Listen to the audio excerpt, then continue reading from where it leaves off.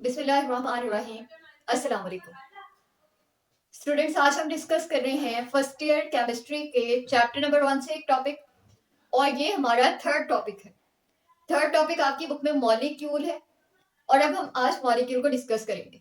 लेकिन मॉलिक्यूल को डिस्कस करने से पहले कुछ क्वेश्चंस हैं जो जब मैं स्टूडेंट होती थी तो मेरे माइंड में राइज हुए थे जब मैंने एटम के बाद मॉलिक्यूल को पढ़ा। तो मैं ये सोच रही थी कि पता नहीं एटम बड़ा होगा या फिर मॉलिक्यूल बड़ा होगा, या फिर कभी कभार मुझे ऐसे लगता था कि शायद एटम मॉलिक्यूल के बराबर ही होता होगा, या फिर कभी कभार ऐसे भी लगता था कि हो सकता है एटम छोटा हो मॉलिक्यूल बड़ा हो। तो यानी इस तरह के क्वेश्चंस आपके माइंड में भी अराइज होते होंगे कि जब हम एटम के बाद मॉलिक्यूल को पढ़ते हैं तो इसके साइज के बारे में ख्यालात आते होंगे, और ये ख्याल आता होगा कि मॉलिक्यूल नजर कैसे आता है, क्या हम इसको देख सकते हैं, और अगर हम इसको देख सकते हैं तो ये किस तरह का नजर आता है। सही है? तो ये सारे क्वेश्चंस आपके आज के टॉपिक में हम इनको कवर करेंगे। लेकिन इस टॉपिक को स्टार्ट करने से पहले, इसको इसके डेफिनेशन को लिखने से पहले मैं आपको कुछ चीजें बताती हूँ, कुछ एग्जांपल्स बताती हूँ, और फिर उनसे हम आगे टॉपिक को लेकर चलते हैं।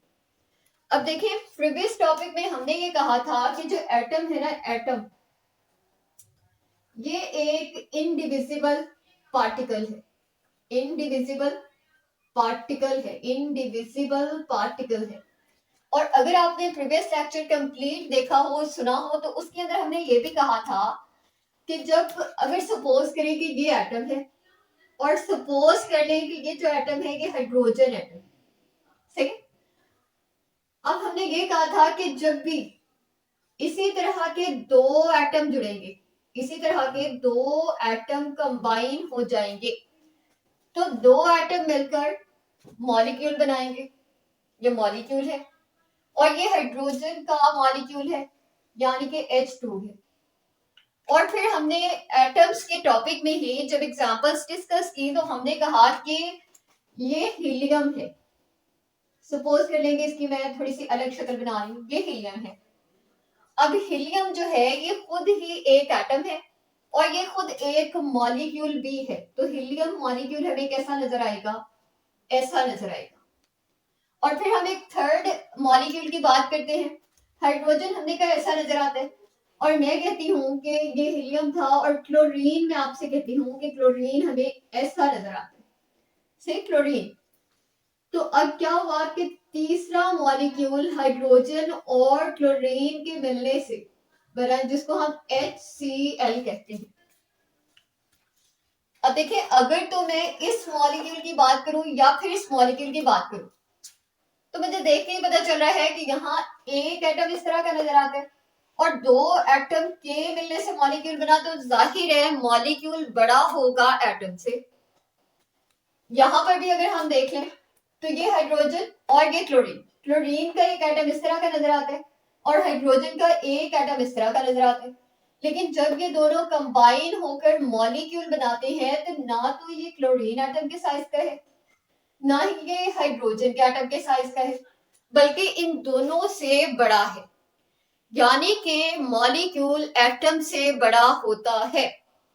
अब अगर सेंटर वाली एग्जांपल में आ जाए, हीलियम में, तो हीलियम का एटम भी ऐसा ही नजर आता है, और हीलियम मॉलिक्यूल भी बिल्कुल सेम है। तो कहने का मकसद ये है कि हीलियम एटम और हीलियम मॉलिक्यूल ये दोनों एक जैसे होते हैं। यानी कि फिर मॉलिक्यूल कभी कभार एटम के साइज का भी होता है, ये बिल्कुल एटम के इक्वल हो सकता है। लेकिन इन तीनों एग्जांपल्स में से आप देख लें, कहीं भी कोई भी ऐसी एग्जांपल नहीं है कि जिसमें एटम से छोटी कोई चीज मैंने ड्रॉ की हो। तो आपका थर्ड क्वेश्चन भी यहाँ क्लियर हुआ कि एटम से छोटा मॉलिक्यूल हो ही नहीं सकता। एटम से बड़ा भी हो सकता है, और एटम के साइज का भी हो सकता है। सही। तो फिर अब इन तीनों चीजों को देखते हुए हम मॉलिक्यूल की डेफिनेशन लिखते हैं, और मॉलिक्यूल की डेफिनेशन बनेगी, तो डेफिनेशन बनेगी a molecule, a molecule is the smallest particle, is the smallest particle, smallest particle of a pure substance, of a pure pure substance that can exist independently, that can exist independently see, तो ये है molecule की definition. अब इस molecule की definition के तीन parts हैं। तीन पार्ट्स में से सबसे पहला पार्ट है कि स्मॉलेस्ट पार्टिकल है। ये किस तरह का पार्टिकल है? स्मॉलेस्ट पार्टिकल है, सबसे छोटा जरा है।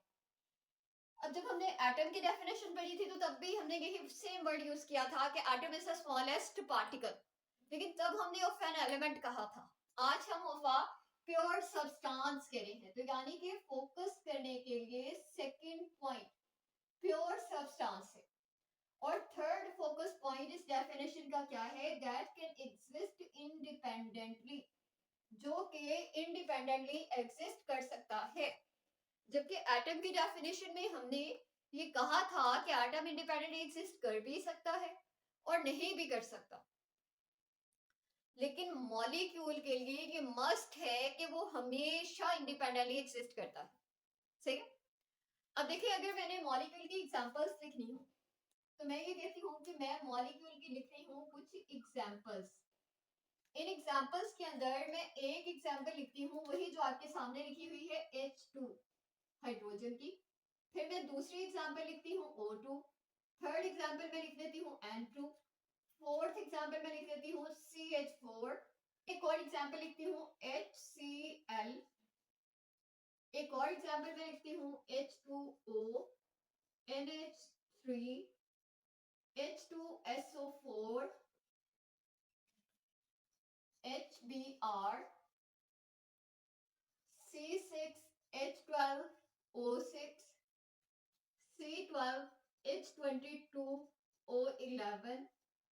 और इनके अलावा जो कुछ एग्जांपल्स हम लिखेंगे वो एग्जांपल्स हैं हीलियम, नियॉन, आर्गॉन, क्रिप्टॉन और ज़ीनॉन वगैरह की। ये एक और एग्जांपल जो आपकी बुक में लिखी हुई है वो है हीमोग्लोबिन। हीमोग्लोबिन की भी एग्जांपल दी हुई है, हीमोग्लोबिन। अब देखें ये तमाम क्या चीजें हैं, ये तमाम एग्जांपल्स हैं।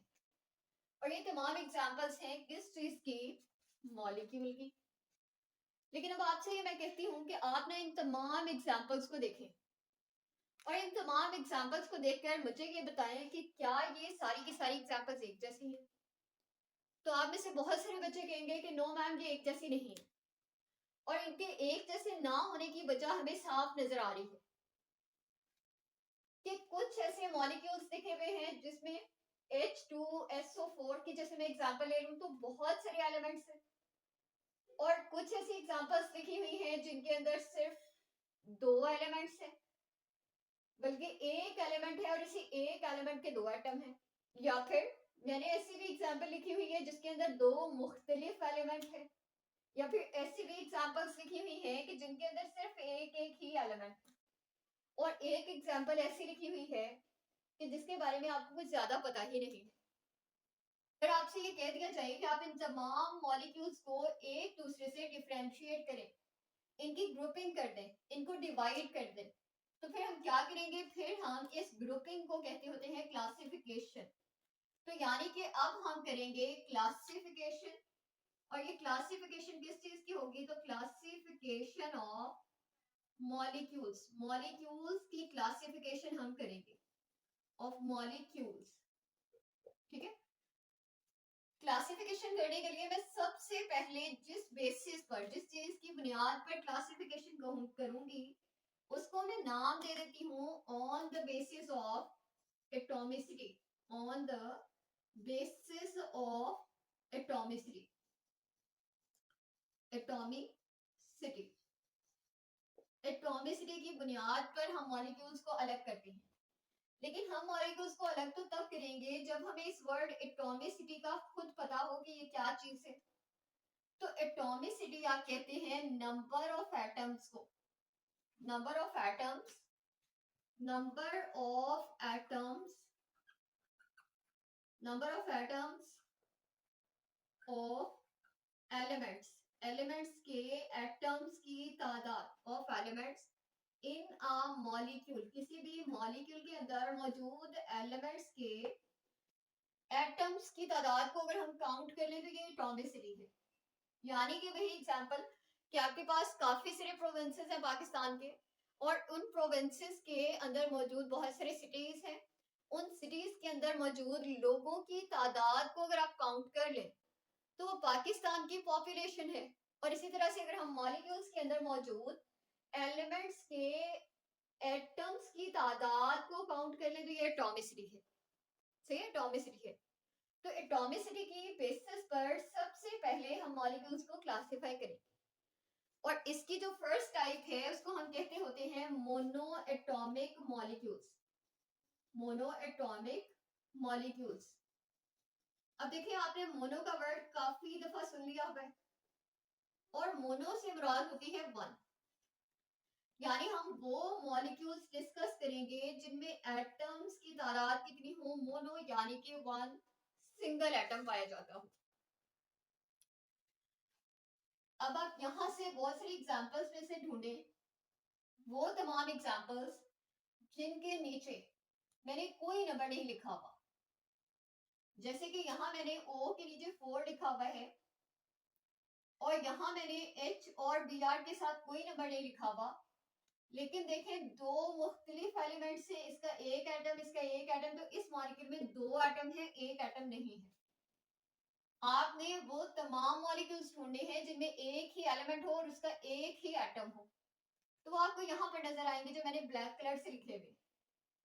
तो इसके अंदर यानी मोनो एटॉमिक मॉलिक्यूल्स के अंदर हम क्या लिखेंगे? हम लिखेंगे वो तमाम मॉलिक्यूल्स जिनके अंदर एक एलिमेंट पाया जाता है और इसका एक ही एटम पाया जाता है। तो molecules consisting of, molecules consisting of, जो मुश्तमिल है किस चीज पर मुश्तमिल है? consisting of वन एटम, एक एटम पर मुश्तमिल है, मोनो एटॉमिक मॉलिक्यूल्स कहलाते हैं। और इनकी एग्जांपल्स आपने बहुत सारी यहाँ पर देख ली हैं। हीलियम इसकी एग्जांपल है, He से रिप्रेजेंट किया जाता है, He सैंपल है इसका। नियॉन एग्जांपल है, आर्गॉन एग्जांपल है, क्रिप्टॉन एग्जांपल है। ठीक है, तो ये तमाम एग्जांपल्स हैं मोनो एटॉमिक मॉलिक्यूल्स की। अब एटम्स की तादाद की बुनियाद पर जो दूसरी टाइप है मॉलिक्यूल्स की, उसको कहा जाता है डाई एटॉमिक मॉलिक्यूल्स। क्या कहा जाता है उसको? डाई एटॉमिक मॉलिक्यूल्स उनको कहा जाता है, डाई एटॉमिक मॉलिक्यूल्स। और जैसे कि आपको नाम से ही पता चल रहा है कि डाई वर्ड जो है ये यूज होता है टू के लिए। तो इस टाइप के अंदर हम वो तमाम मॉलिक्यूल्स लिखेंगे जिनके एटम्स की तादाद कितनी होगी? दो। तो डेफिनेशन वही same, molecules consisting of two atoms, जिनके अंदर कितने एटम्स हों? ऑफ टू एटम्स, जिनके अंदर दो तरह के एटम्स या दो एटम्स पाए जाते हैं। अब देखिए, यहाँ पर मैंने दो बातें की। मैंने कहा या तो दो एटम्स या दो तरह के एटम्स पाए जाते हैं। इससे क्या मुराद है? इससे मुराद है, अभी हम लिखते हैं डायटोमिक मॉलिक्यूल्स की एग्जांपल्स, तो आप यहां से ढूंढ लें वो तमाम एग्जांपल्स जिनके नीचे टू लिखा हुआ है। तो ये तीन एग्जांपल्स बनेंगी, हाइड्रोजन, नाइट्रोजन, ऑक्सीजन। एटम्स की तादाद कितनी कितनी है? दो दो है। कहाँ लिखा हुआ है? यहाँ नीचे लिखा हुआ है। जबकि कुछ और भी मॉलिक्यूल्स हैं जिनमें एटम्स की तादाद दो है, वो यहाँ पर है HCl, वो यहाँ पर है HBr की शक्ल में। इनके अंदर देखिए, इनके अंदर एक एटम है हाइड्रोजन और हाइड्रोजन का, और एक एटम है ब्रोमीन का। तो टोटल एटम होंगे दो। यहाँ पर आ जाए, मैंने HCl लिखा हुआ है, तो ये भी दो एटम्स पर मुश्तमिल है। यानी कि डाई एटॉमिक मॉलिक्यूल्स दो तरह के हैं। एक वो एटम्स जिनके अंदर एक ही जैसे दो दो एटम्स पाए जा रहे हैं, और दूसरी वो टाइप जिसके अंदर दो मुख्तलिफ तरह के दो दो एटम्स पाए जा रहे हैं। इसका नाम है poly atomic molecules, poly atomic molecules, poly atomic molecules, ये है थर्ड टाइप से। अब पोली वर्ड जो है, पोली, इसका मायने होता है मैनी, मैनी, यानी कि हम वो मॉलिक्यूल्स लिखेंगे जो 2 से ज्यादा एटम्स पर मुश्तमिल हो। तो डेफिनेशन बनेगी molecules consisting of many or more than 2 atoms, more than 2 atoms। अब देखें पॉलीएटॉमिक मॉलिक्यूल्स की एग्जांपल्स, तो पॉलीएटॉमिक मॉलिक्यूल्स की एग्जांपल्स भी हम यहीं से देखेंगे, लेकिन अब गौर से देखें, उन एग्जांपल्स को ढूंढें जिनके अंदर एटम्स की तादाद 2 से ज्यादा हो। यहाँ देखें कार्बन एक एटम है और हाइड्रोजन के हैं 4 एटम, तो ये 2 से ज्यादा है यानी कि CH4। फिर अब देखें NH3 को, 2 से ज्यादा है 4 एटम से, इसलिए ये भी पॉलीएटॉमिक। H2O को देखें, 2 से ज्यादा मॉलिक्यूल्स हैं। H2SO4 के अंदर 2 से ज्यादा मॉलिक्यूल्स हैं। उसके बाद C12H22O11, इसके अंदर 2 से ज्यादा एटम्स हैं।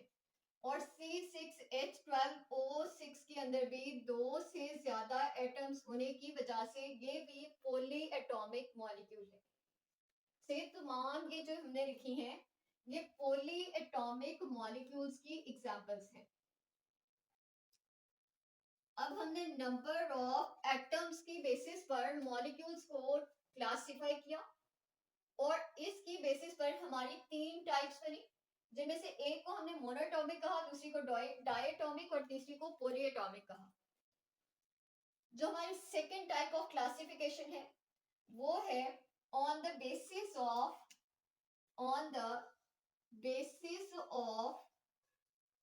Type of on the basis of type of atoms, on the basis of type of atoms की जो टाइप है उसकी बेसिस पर भी हम मॉलिक्यूल्स को क्लासिफाई कर सकते हैं। स्टूडेंट्स आप ये डायटॉमिक मॉलिक्यूल्स को देखिए, इसके अंदर H2 2 एटम थे, दोनों हाइड्रोजन के। लेकिन HBr को देखिए, 2 एटम तो है लेकिन एक हाइड्रोजन का और दूसरा ब्रोमीन का। तो क्या ये दोनों एक ही टाइप के मॉलिक्यूल्स हैं? नहीं, बिल्कुल नहीं। इसके अंदर दोनों एटम सेम एलिमेंट के हैं और इसके अंदर दोनों एटम मुख्तलिफ एलिमेंट्स के।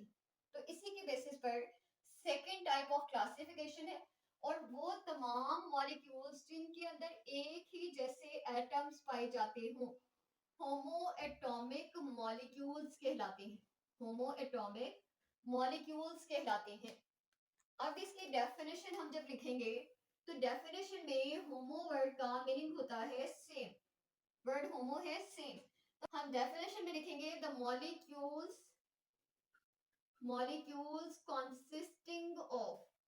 consisting of same type of atoms are called homoatomic molecules। Examples क्या क्या हो जाएंगी? एग्जांपल्स के अंदर आप वही एग्जांपल्स लिखें नाइट्रोजन की, ऑक्सीजन की, हाइड्रोजन की। तो ये तीनों क्योंकि एक ही जैसे दो दो एटम्स है इसलिए होमोएटॉमिक मॉलिक्यूल्स। जबकि जो आपकी दूसरी टाइप बनेगी वो बनेगी हेट्रोएटॉमिक मॉलिक्यूल्स, हेट्रोएटॉमिक मॉलिक्यूल्स। अब इस टाइप के अंदर क्या होगा? बिल्कुल ऑपोजिट होगा होमोएटॉमिक मॉलिक्यूल्स के। इसकी डेफिनेशन में आपने जहां पे वर्ड सेम आया था वहां पे डिफरेंट लिखना है, बाकी सारी सेम इसकी डेफिनेशन है। अब देखिए इनकी कुछ एग्जांपल्स तो आपको मिल जाएंगी डायटॉमिक से ही। डायटॉमिक से वो तमाम मॉलिक्यूल्स जिनके अंदर अलग अलग टाइप के एलिमेंट्स पाए जा रहे हैं, जैसे कि HBr हो जाएगा, HCl हो जाएगा। लेकिन बहुत सारी और एग्जांपल्स हैं जिनमें से आप ये तमाम एग्जांपल्स देखें, इनके अंदर तमाम एलिमेंट्स के एटम्स पाए जा रहे हैं। तमाम से मुराद है carbon hydrogen oxygen, carbon hydrogen oxygen. क्या ये सेम है? कार्बन और हाइड्रोजन और ऑक्सीजन तीनों एक जैसे हैं? नहीं। इसका मतलब है फिर ये सारी एग्जांपल्स भी हम कहाँ लिख सकते हैं? हेट्रोएटॉमिक मॉलिक्यूल्स के अंदर लिखी जा सकती हैं। क्लासिफिकेशन की थर्ड टाइप है वो है साइज की बुनियाद पर, साइज की बुनियाद पर। तो उसके लिए मैं लिखूंगी on the basis of size of molecule, size of molecule, molecule के साइज की बुनियाद पर हम क्या करेंगे, मॉलिक्यूल्स को क्लासिफाई करेंगे। अब साइज से क्या मुराद, साइज से मुराद है कि कुछ ऐसे मॉलिक्यूल्स होंगे जिनका वेट ज्यादा होगा, जो हैवी वेट होंगे, और कुछ ऐसे मॉलिक्यूल्स होंगे जिनका वेट कम होगा या उनका साइज कम होगा। बड़े साइज वाले जो मॉलिक्यूल्स हैं उनको हम कह देंगे मैक्रो मॉलिक्यूल्स, और वो तमाम मॉलिक्यूल्स जिनका साइज छोटा होगा उनको हम माइक्रो मॉलिक्यूल्स कहेंगे। तो पहले हम एग्जांपल लिख लेते हैं। पहले हम लिखते हैं माइक्रो मॉलिक्यूल्स को, माइक्रो मॉलिक्यूल्स। जो वर्ड माइक्रो है इसका मीनिंग है स्मॉल, तो हम क्या कहेंगे, हम कहेंगे वो तमाम मॉलिक्यूल्स जो स्मॉल इन साइज हो, स्मॉल इन साइज, जिनका साइज छोटा हो, स्मॉल इन साइज हो, जिनका वेट कम हो, वेट कम हो यानी कि लो मॉलिक्यूलर मैस, उनका मॉलिक्यूलर मैस भी क्या हो, कम हो, लो मॉलिक्यूलर मैस, जिनका मैस कम हो, वो तमाम मॉलिक्यूल्स क्या कहलाएंगे, माइक्रो मॉलिक्यूल्स कहलाएंगे। अब माइक्रो मॉलिक्यूल्स में जितने भी यहाँ पर हमने जो भी सारी टाइप्स के अंदर एग्जांपल्स लिखे वो सब माइक्रो मॉलिक्यूल्स है। इनका वेट हम बड़ी ही आसानी से कैलकुलेट कर सकते हैं, इनका साइज छोटा होता है। तो यानी कि मैं कुछ 2-3 एग्जांपल्स लिख देती हूँ यहाँ पर, जिनके अंदर एक वाटर लिखा है मैंने, HCl लिखा है, H2SO4 लिखा है, ये तमाम माइक्रो मॉलिक्यूल्स हैं, सही। या फिर आप C6H12 भी लिख सकते हैं। C6H12 पता है क्या चीज है, O6, ये ग्लूकोज है। और ग्लूकोज ना मोनोसेक्राइड्स है, 10th क्लास की केमिस्ट्री में आपने पढ़ा मोनोसेक्राइड्स है। तो मोनोसेक्राइड्स जो है ये क्या होते हैं, ये माइक्रो मॉलिक्यूल्स होते हैं। और फिर आपने पढ़ा था डाइसेक्राइड्स, डाइसेक्राइड्स के अंदर मोस्ट इंपॉर्टेंट एग्जांपल आपने पढ़ी थी C12H22O11, और ये भी क्या चीज है, ये भी माइक्रो मॉलिक्यूल है। डाइसेक्राइड्स भी नॉर्मली माइक्रो मॉलिक्यूल्स ही होते हैं, जबकि हमारी जो दूसरी टाइप है उसका नाम क्या हो जाएगा, मैक्रो मॉलिक्यूल्स। अब जो मैक्रो मॉलिक्यूल्स है ना, इनकी जब आपने डेफिनेशन या एक्सप्लेनेशन लिखनी है तो वो बिल्कुल ऑपोजिट बन जाएगी किस चीज के, माइक्रो मॉलिक्यूल्स के। माइक्रो मॉलिक्यूल्स के अंदर हमने कहा था स्मॉल इन साइज, यहाँ हम कह देंगे लार्ज इन साइज, जिनका साइज क्या हो, बड़ा हो, लार्ज इन साइज, साइज में बड़े हो। नंबर 2 जिनका यहाँ हमने लो मॉलिक्यूलर मैस कहा था, यहाँ हम कहेंगे हाई मॉलिक्यूलर मैस, जिनका मॉलिक्यूलर मैस थोड़ा ज्यादा हो। अब एग्जांपल बुक ने जो दी हुई है मैक्रो मॉलिक्यूल्स की, वो सिर्फ एक ही दी हुई है, हीमोग्लोबिन, हीमोग्लोबिन। लेकिन हीमोग्लोबिन के अलावा आप कुछ एग्जांपल्स लिख सकते हैं जिनमें आ जाएगी प्रोटीन्स, जिनके अंदर आ जाएंगे कार्बोहाइड्रेट्स, कार्बोहाइड्रेट्स, और कार्बोहाइड्रेट्स में से भी पॉलीसेकेराइड्स आ जाएंगे, ठीक है, पॉलीसेकेराइड्स आ जाएंगे। कार्बोहाइड्रेट्स के अलावा आ जाएंगे RNA, इसके अलावा आ जाएगा DNA। तो ये तमाम मॉलिक्यूल्स हैं जो कि क्या चीजें हैं, मैक्रो मॉलिक्यूल्स हैं, ठीक है। लेकिन यहाँ पर ना बुक ने थोड़ी सी डिटेल दी हुई है हीमोग्लोबिन के मुताबिक। बायो के अंदर आप पढ़ चुके हैं कि हीमोग्लोबिन ब्लड के अंदर पाए जाने वाला पिगमेंट है, और ये आपके ब्लड को रेड कलर प्रोवाइड करता है। रेड कलर किसकी वजह से होता है, आयरन की वजह से होता है, बायो की बुक में लिखा हुआ है, सही। और इसका काम क्या है, देखिए खून हमारी पूरी बॉडी के अंदर सर्कुलेट कर रहा है, और जो ब्लड है ना ये हमारे लंग्स के अंदर, हवा जाती है हमारे लंग्स के अंदर, हवा के अंदर होती है ऑक्सीजन, ब्लड वहां से ऑक्सीजन को एक्सट्रैक्ट करता है, अपने साथ मिलाता है, पूरी बॉडी के अंदर सर्कुलेट कर रहा है, जहां जहां जाता है उस बॉडी के पार्ट को ऑक्सीजन प्रोवाइड करता है, ये इसका काम है। लेकिन इसको हम हीमोग्लोबिन को मैक्रो मॉलिक्यूल किस वजह से करें, क्योंकि ये कॉन्सिस्ट होता है 10,000 एटम्स पे, इसके अंदर पाई जाने वाले एटम्स की तादाद कितनी है, 10,000 है। जबकि प्रोटीन्स के अंदर पाए जाने वाले एटम्स की तादाद लाखों में होती है। पॉलीसेकेराइड्स के अंदर पाए जाने वाले मॉलिक्यूल्स की तादाद लाखों में इसके अंदर एटम्स होते हैं। तो इस वजह से इनको हम क्या कहते हैं, मैक्रो मॉलिक्यूल्स कहते हैं। अब कहते हैं कि अगर हम हीमोग्लोबिन को हाइड्रोजन से कंपेयर करें तो हाइड्रोजन के मुकाबले में जो हीमोग्लोबिन है वो बहुत बड़ा है। और कितने गुना बड़ा है हीमोग्लोबिन, तो हीमोग्लोबिन के मुकाबले में ये 68,000 टाइम्स बड़ा है, 68,000 टाइम्स। अब ये हमारा मॉलिक्यूल का टॉपिक है। बुक के अंदर आपको इस तरह से हेडिंग्स बनाकर नहीं दी गई, क्लासिफिकेशन प्रॉपर्ली नहीं की गई। आपने इस टॉपिक को अच्छे तरीके से प्रिपेयर करना है और इस टॉपिक के अंदर जो मैंने आपको नोट्स बनवाए हैं इनको आप अपने पास बना लें, सेव करें, कॉन्सेप्ट्स क्लियर करें। अल्लाह हाफिज।